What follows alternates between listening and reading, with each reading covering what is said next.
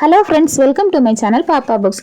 இன்றைக்கி மத்தியான லஞ்சுக்கு பாறை மீன் வாங்கிட்டு வந்திருந்தாங்க. நல்லா க்ளீன் பண்ணி கட் பண்ணி எடுத்து வச்சாச்சு. இப்போது மீனை கூட்டிடலாம்.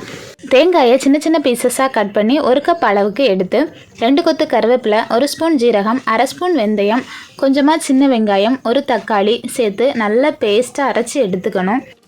மீன் க்ளீன் பண்ணுறதுக்கு முன்னாடி புளியை க்ளீன் பண்ணி ஊற வச்சுக்கிட்டோம் அப்படின்னா மீன் கூட்டும்போது நல்லா ஊறி இருக்கும்.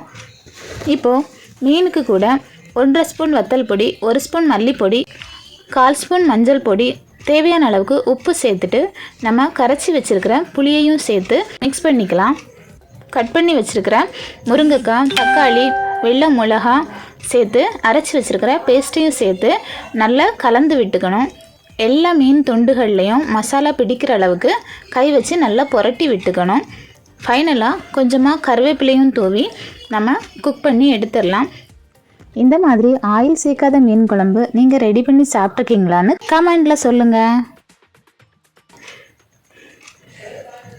மத்தியானம் லஞ்சுக்கு நெத்திலி மீன் குழம்பு, நெத்திலி மீன் பொரியல், அப்புறமா பாறை மீன் கூட்டு எல்லாம் வச்சு மத்தியானம் லஞ்சு ரெடி பண்ணியாச்சு. இன்றைக்கி மத்தியானம் லஞ்சுக்கு இவ்வளோ தான். வீடியோ பிடிச்சிருந்ததுன்னா லைக் பண்ணுங்கள். மறக்காமல் சேனலை சப்ஸ்கிரைப் பண்ணி வச்சுக்கோங்க. தேங்க்யூ.